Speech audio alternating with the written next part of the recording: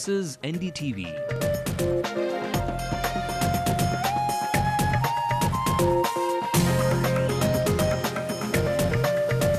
And you're watching NDTV Hindu.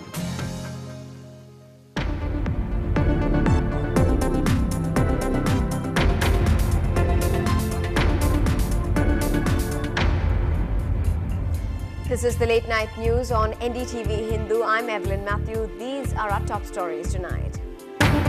Lawyers trade charges over who and what triggered the shameful violence in the Madras High Court on Sunday. அனுமதி இல்லாமல் ஒரு ஆர்ப்பாட்டம் அர்த்தமில்லாத ஆர்ப்பாட்டம் எல்லா பத்திரிகையாளர்களையும் அடிச்சு நொறுக்க ஏற்பாடு செஞ்சு எல்லாரும் அடிச்சு நொறுக்குறாங்க. Cut motion by BJP and left against the government fails. UP is saved by Mayawati and the Yadavs. Another acid attack, this time in Trichy on a 20-year-old girl. The attacker is arrested. Family disputes turned deadly in the city. 2 deaths in separate incidents cast gloom. Opposition parties evicted for protesting against price rise in the Tamil Nadu Assembly. Chennai Super King speaks exclusively to NDTV about the IPL controversy, match fixing and more. I think it's a match fixing allegation, which can be the worst thing that can happen to a cricketer. The new IPL chief promises to clean up the mess in T20 cricket in India. Going overboard with business meetings quite literally.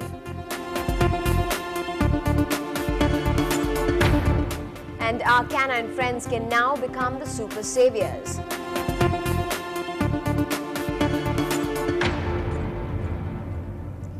On to our big story that we are following today. It's been 2 days after the attack on media persons at the High Court, but tension continued at the premises.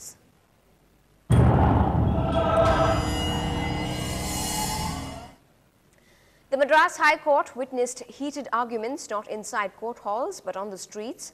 2 groups of lawyers, one owing allegiance to the ruling DMK and the other from a left splinter outfit, pointed fingers at each other for the violence on Sunday.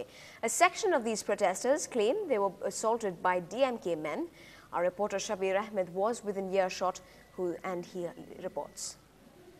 It's difficult to zero in on the plaintiff and defendant here. The dispute is over who waved black flags at Chief Minister Karunanidhi at the High Court function on Sunday and who threw the first chair. The side comprising those with left leanings alleged that they were beaten up by DMK men. And pro-Karunanidhi lawyers tried to turn the tables, claiming that disrespect shown to their leader was what ignited the clashes on Sunday.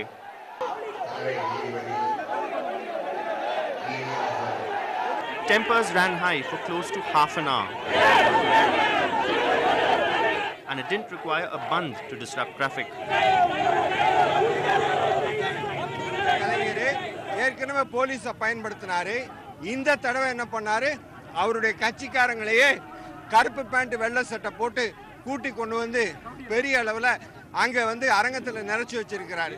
சின்ன சலசலப்பு ஏற்பட்ட உடனேயுமே இந்த கருப்பு கொடி காட்டின வக்கீலுங்க மட்டுமல்லாம எல்லா பத்திரிகையாளர்களையும் அடிச்சு நொறுக்க ஏற்பாடு செஞ்சு எல்லாரும் அடிச்சு நொறுக்குறாங்க.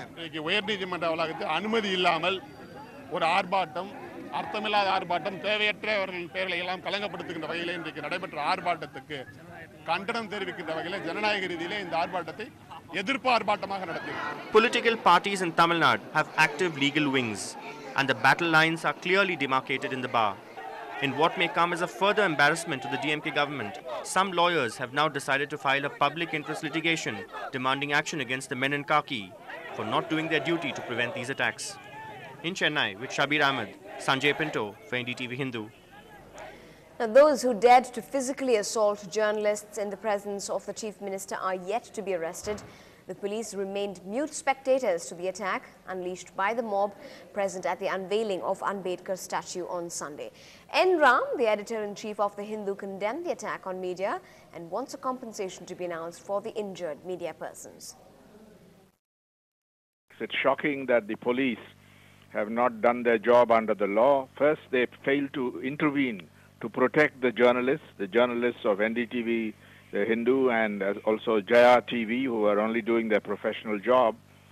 But equally condemnable they have failed to really act against them as the law requires, that if somebody is assaulted, you destroy property, you cause personal injury, and in fact endanger their lives. In such a situation, the police should arrest the culprit, especially when the evidence, the camera evidence is available. The media is always in the line of fire. Journalists, particularly camera persons with whom I most sympathize, they are there because they get close to the event, often fearless, disregarding considerations of personal safety. They go. So do reporters, including the two representatives, Bertila and Devraj, both of them in the line of fire, as did O. Ravi and the camera persons, Purnaya Thevan and Ramesh.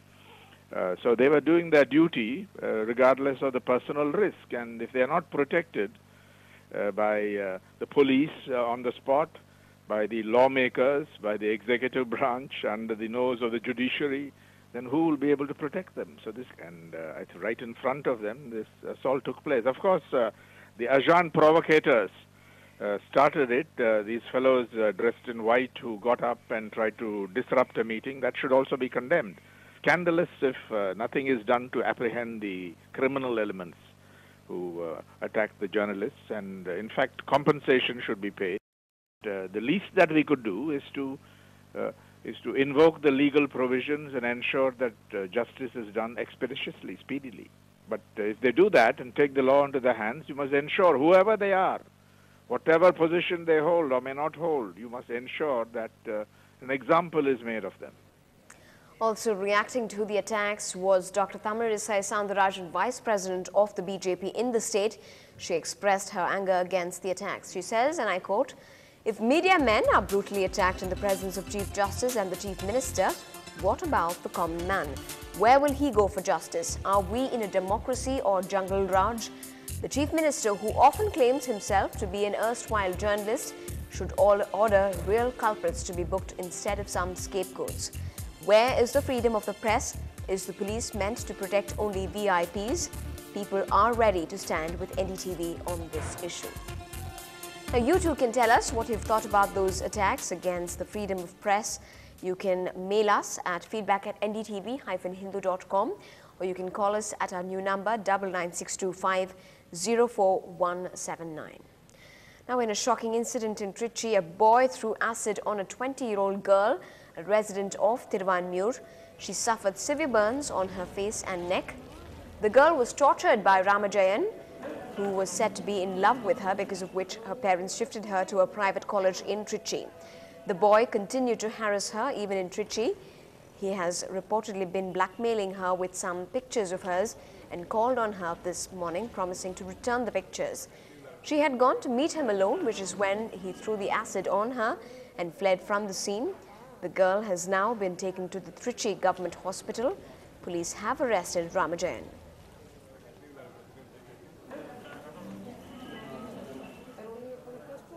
ரொம்ப நாளாக வந்து ஒரு பையன் வந்து அந்த பொண்ணை love பண்ண சொல்லி டார்ச்சர் கொடுத்துருந்தான். இந்த பொண்ணை கண்டுக்கவே இல்லை. அது எங்ககிட்டையும் சொல்லலை, குடும்பத்துலேயும் சொல்லலை. கடைசியில் வந்து அந்த பையன் வந்து இன்றைக்கி காலையில் வந்து மூஞ்சியில் ஆசிடை ஊற்றிட்டான். இன்றைக்கி வந்து ரொம்ப சீரியஸான நிலைமையில ஜிஹெச்சில் சேர்த்துருக்கோம். And Raj Vasantan, professor with the Indian Institute of Human Rights, New Delhi, spoke to me about the lack of a strong law and what then needs to be done. Here, this is an alarming situation among youth.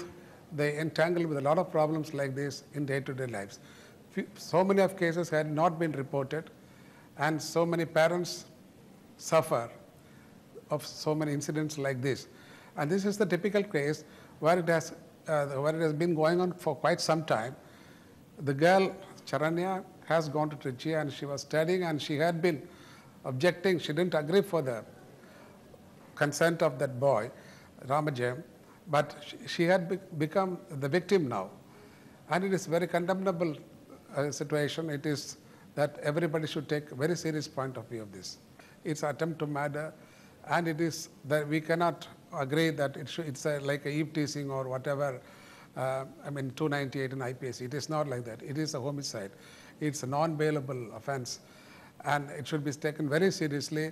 And all political parties and human rights activities should come forth to make a big issue of all these things and protect the rights of the women and child.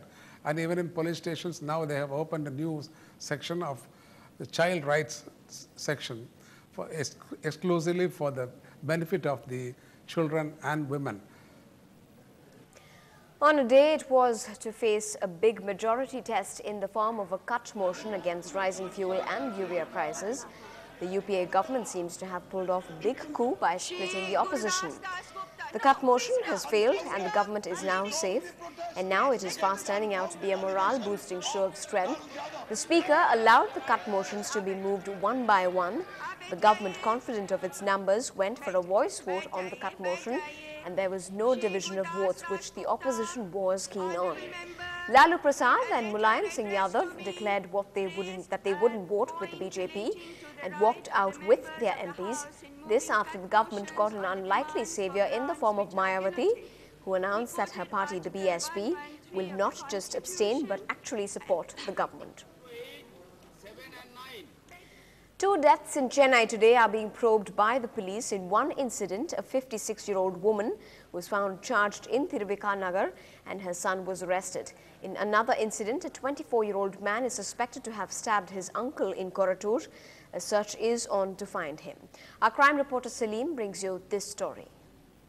A 56-year-old woman was found lying dead at the backyard of her house with her body set ablaze. Now, if my cameraman could just zoom in a bit, the ashes could still be seen where the woman's body was found. The neighbors who spotted her body in the backyard alerted the local police, who rushed to the spot. A young man's love affair is believed to have led his 56-year-old mother to commit suicide by setting fire to herself in Thiruvika. She was named as Lakshmi. The son has been arrested on charge of being the cause of the suicide. He faces 10 years in jail if found guilty. In a separate incident, a man was fatally stabbed by his relative. A search is on to find him. The city has witnessed 2 shocking incidents in less than 24 hours. What's more worrying is that in both the cases, the accused and the victim are blood relations. Speaking about the stabbing incident, the police said the suspected killer was angry when his uncle warned him over a quarrel with the neighbors. The man, identified as Suresh, stabbed the victim in the neck. Doctors at the Keelpok Medical College say the victim had died before he reached the hospital. In Chennai, with camera person Kasi and Salim, Ramanathan, NDTV Hindu. The CBCID have arrested a man from E-Road for putting morphed photographs of a college student up on the internet. The girl, studying in a college at Coimbatore, lodged a complaint to the CBCID. She said that an unknown person created an email address in her name and posted obscene pictures and video just for harassing her.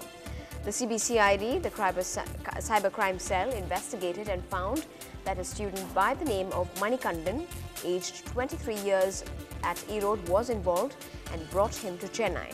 The accused was well versed in morphing using Adobe Photoshop software.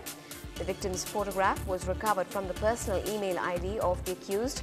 The accused committed this crime for harassing the girl student and now has been remanded to judicial custody.